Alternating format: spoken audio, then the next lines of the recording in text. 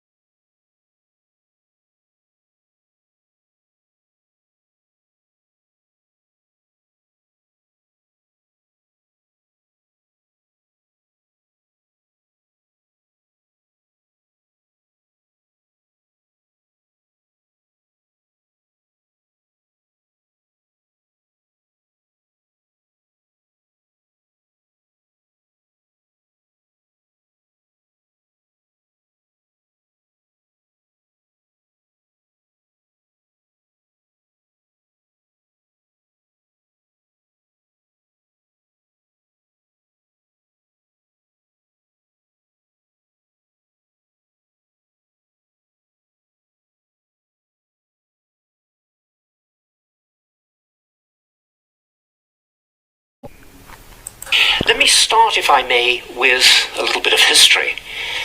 The idea of strategy in business owes its origins to two intellectual giants, Bruce Henderson, the founder of BCG, and Michael Porter, professor at the Harvard Business School. Henderson's central idea was what you might call the Napoleonic idea of concentrating mass against weakness, of overwhelming the enemy.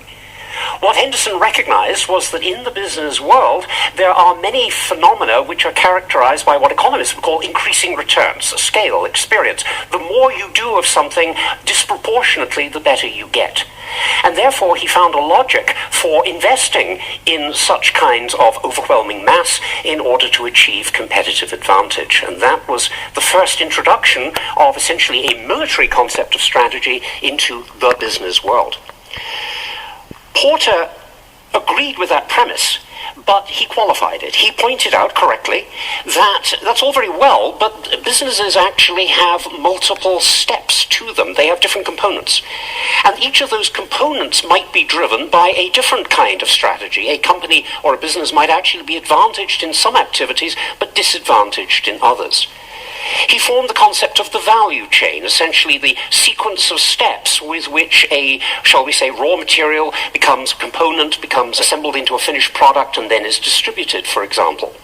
And he argued that advantage accrued to each of those components, and that the advantage of the whole was in some sense the sum or the average of that of its parts.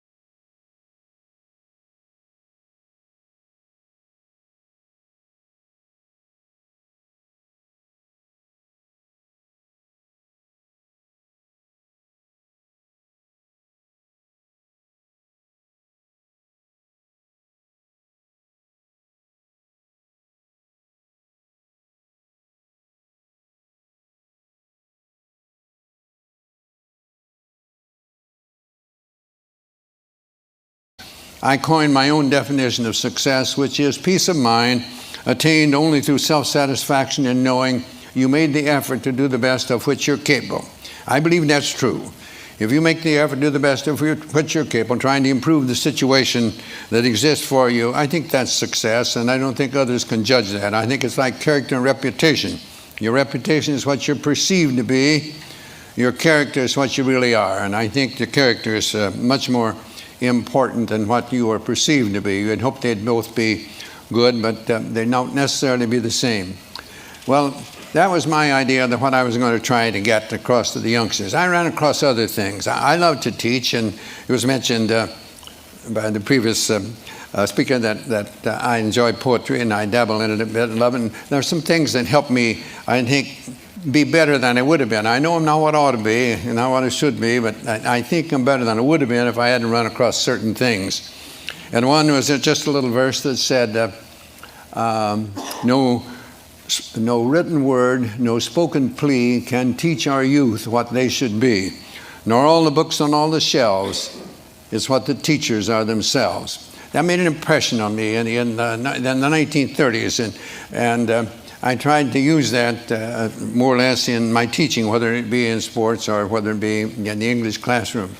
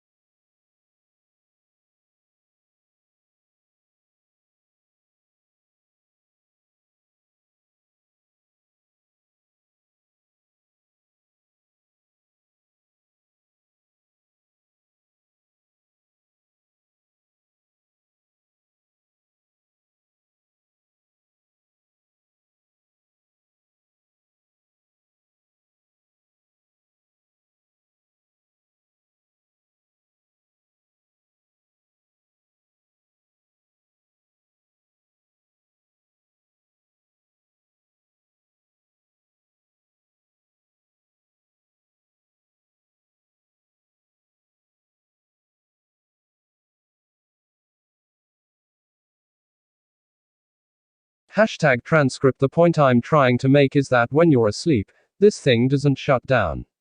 In fact, some areas of the brain are actually more active during the sleep state than during the wake state. The other thing that's really important about sleep is that it doesn't arise from a single structure within the brain, but is to some extent a network property. If we flip the brain on its back, I love this little bit of spinal cord here. This bit here is the hypothalamus, and right under there is a whole raft of interesting structures, not least the biological clock.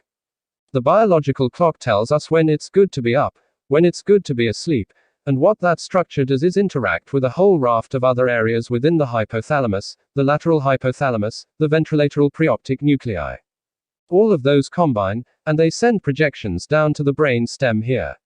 The brain stem then projects forward and bathes the cortex, this wonderfully wrinkly bit over here, with neurotransmitters that keep us awake and essentially provide us with our consciousness. So sleep arises from a whole raft of different interactions within the brain, and essentially, sleep is turned on and off as a result of a range of interactions in here.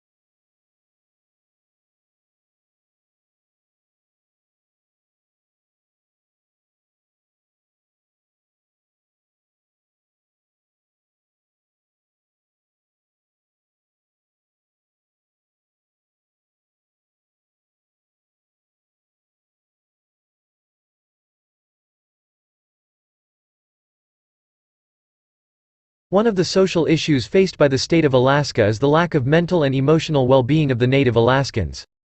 It is very unfortunate that many of the Native Americans are living under poor conditions throughout the country. In the cases of Native Alaskans, even virtually entire villages are suffering from a lack of mental and emotional well-being, which includes continuing poor physical and mental health. Alcohol abuse, domestic violence, homicides, and suicides are frequent among them, which of course, lead to families falling apart. It is tragic to see that many children are abused and not educated properly. As a matter of fact, the children themselves are abusing alcohol and other chemicals, and the rate is increasing over the time. Since parents are suffering from mental illnesses and alcohol abuse, they can't take care of their children, so many children are being taken care of by others or simply neglected. Therefore, we can conclude that Alaskan Natives are losing hold of their communities, cultural identities, and most importantly, their childhoods. So, you can see how serious the issue is. Plus, rather than making a living for themselves, they are depending on public services and subsidies. They have lost control of and responsibility for their economy and governing institutions.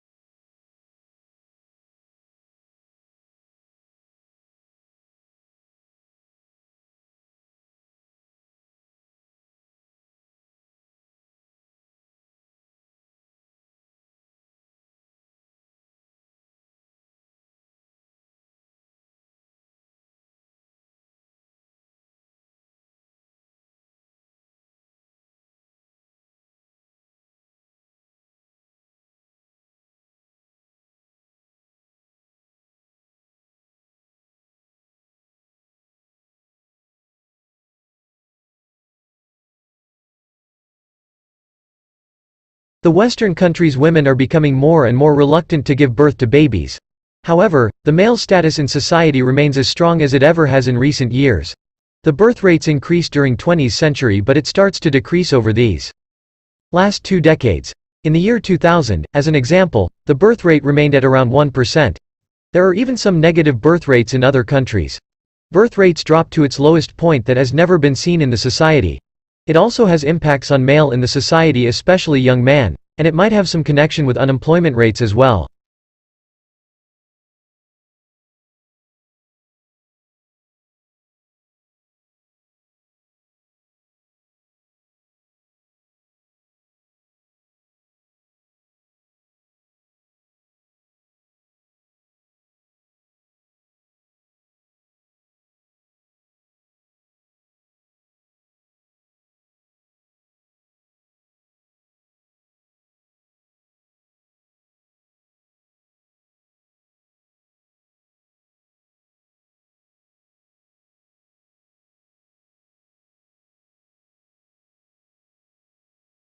The milk is not typical of all monasteries for many reasons.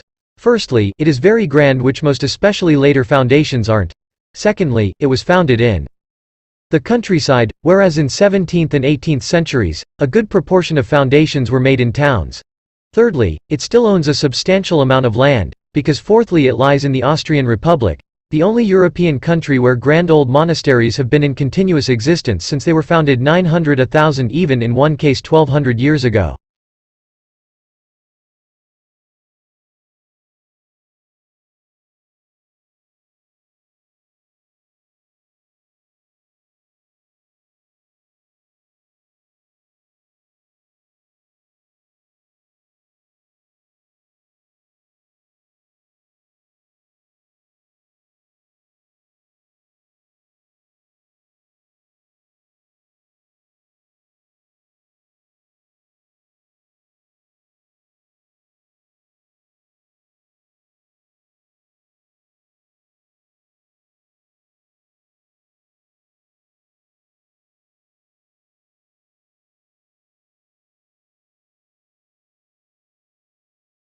So we've known for decades that emissions are rising in the atmosphere because we can see them swirling up around there.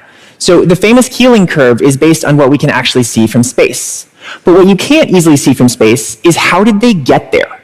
It still boggles my mind, but even in the year 2021, in most countries and most sectors of the economy, our process for actually answering where all those emissions coming from is still to ask polluters how much they polluted, just kind of like hope nothing is missing in that inventory, and then add up all those numbers, sometimes manually on paper.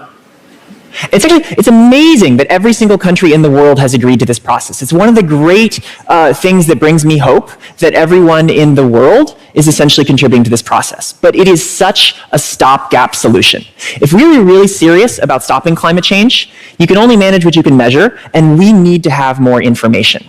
We need to have information not like letting it take years to compile manual reports. I mean, there are countries that haven't had an emissions inventory in 20 years.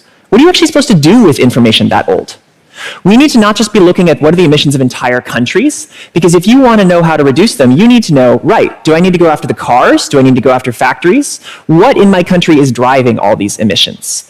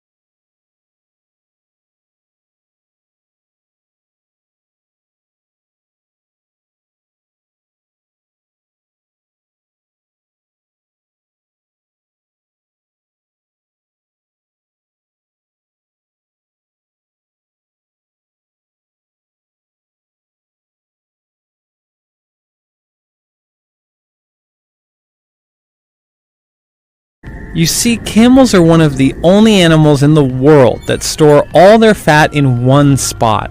And that's useful for keeping cool in a hot climate because heat can escape faster from the rest of their body, which helps them maintain a lower body temperature.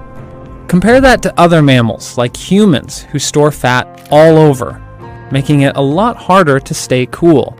Today, camels still use the fat in their humps as a food reserve, but they're not the only ones.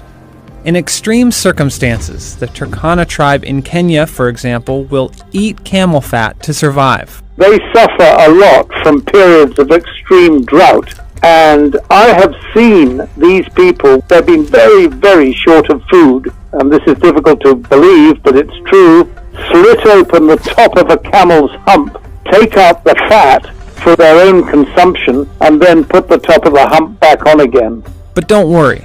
The camel makes a full recovery and instances are rare. But this practice has started to generate some buzz around camel fat as a new superfood. Turns out camel fat is loaded with fatty acids, vitamins, and minerals.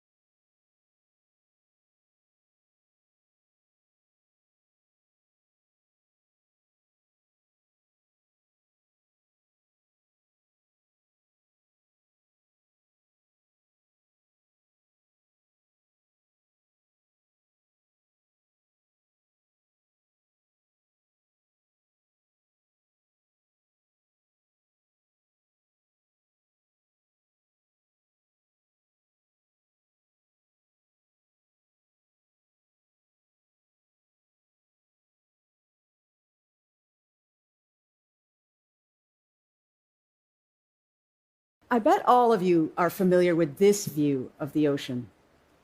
But the thing is, most of the ocean looks nothing like this. Below the sunlit surface waters, there's an otherworldly realm known as the twilight zone. At 200 to 1,000 meters below the surface, sunlight is barely a glimmer. Tiny particles swirl down through the darkness, while flashes of bioluminescence give us a clue that these waters teem with life.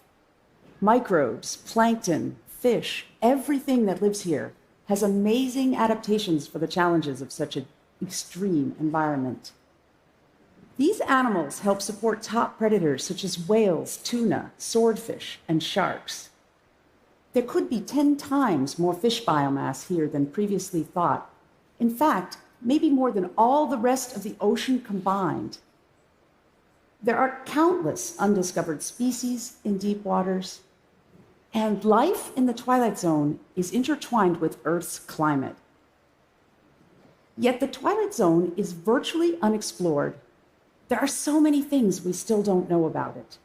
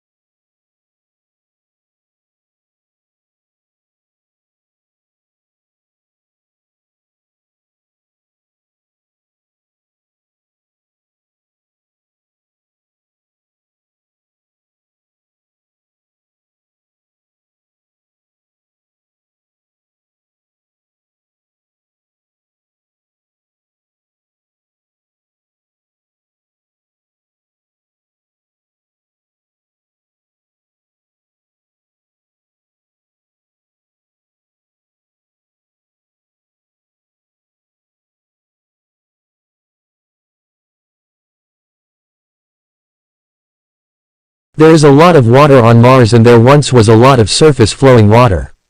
You don't see it because most of it is mixed with the soil which we call regolith on Mars, so the Martian soil can be anywhere from as little as 1% in some very dry desert, like areas to as much as 60% water. So, one strategy for getting water when you're on Mars is to break up the regolith, which would take something like a jackhammer because it's very cold, it's very frozen. If you can imagine making a frozen brick or a chunk of ice that's mostly soil and maybe half water and half soil, that's what you would be dealing with. So, you need to break this up. Put it in an oven. As it heats up it turns to steam. You run it through a distillation tube and you have pure drinking water that comes out the other end. There is a much easier way to get water on Mars. In this country we have developed industrial dehumidifiers, and they're very simple machines that simply blow the air in a room or a building across a mineral called zeolite. Zeolite is very common on Earth, it's very common on Mars. And zeolite is kind of like a sponge. It absorbs water like crazy. Takes the humidity right out of the air. Then you squeeze it and out comes the water.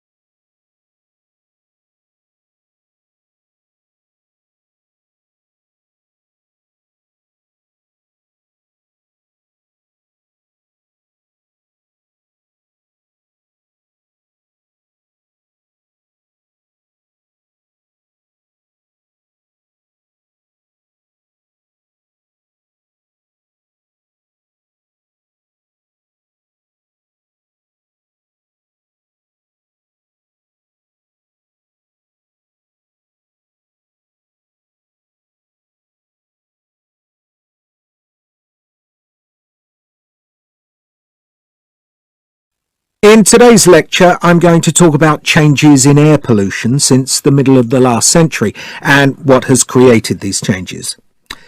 So, by the 1950s, air pollution was very visible, with frequent thick black fogs known as smogs in many large cities around the world. The main source of this pollution was from factories, and it caused severe health problems. For example, a particularly severe smog in London in 1952 caused over 4,000 deaths. Obviously, something had to be done, and in 1956 a Clean Air Act was introduced in Britain. This addressed the pollution from factories, and the smog soon disappeared. However, as you know, these days air pollution is still a big issue. The main difference between now and the 1950s is that you can't see it, it's invisible. Also, the main source of pollution now is from cars and lorries, and although these don't produce visible signs, this air pollution is still a significant risk to health. And one of the key factors in the rise of this type of pollution is that we have all become much more vehicle dependent. There are far more cars and lorries, trains and planes than in the 1950s, and this is now the main source of air pollution around the world.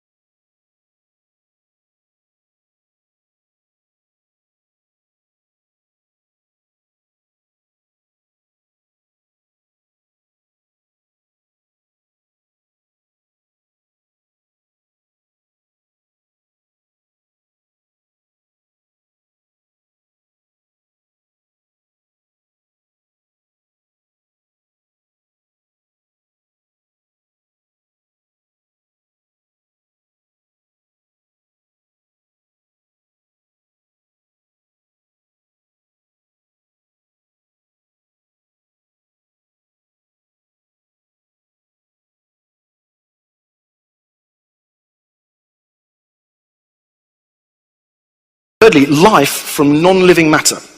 And this illustration often used is the one of the monkeys at the typewriter. Okay, so we have a monkey sitting at a typewriter, and the claim here is basically if you leave chance and time long enough, you will get life. Don't worry about it. Yes, it's strange. Yes, it's wonderful. But leave enough matter, 600 million years on Earth, and you will have life. So the monkey's sitting at the typewriter, and the chances are eventually he produces the complete works of Shakespeare, so what's the problem?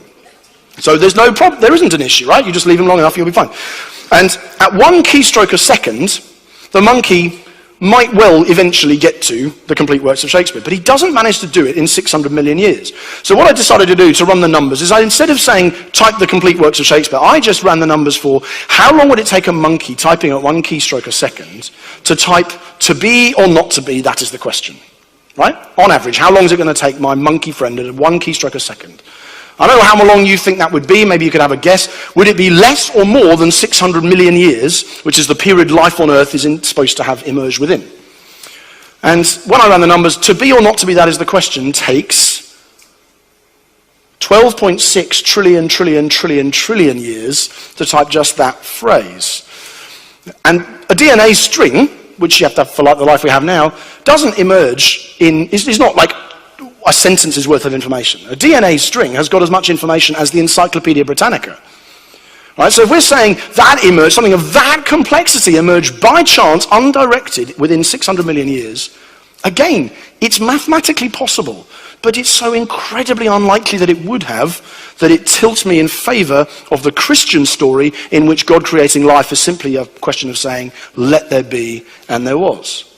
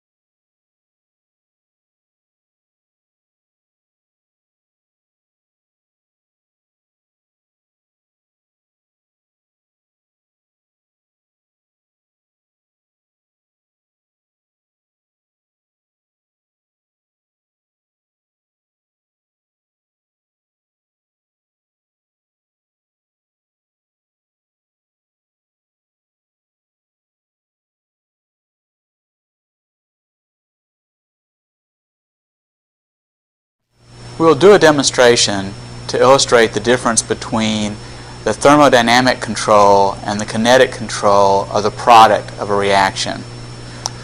We'll put a 0.05 molar solution of mercury 2 chloride in a beaker. We will add some 0.1 molar potassium iodide. We notice the formation of a reddish-orange solid. This solid is the product of thermodynamic control. It is the more stable product. We will now mix dilute solutions of mercury 2 chloride and potassium iodide. We see the formation of a yellow solid. This is the product of kinetic control. It is not the more stable product. Over time, the yellow product will undergo the reverse reaction and then eventually form the more stable product. The solution turns orange.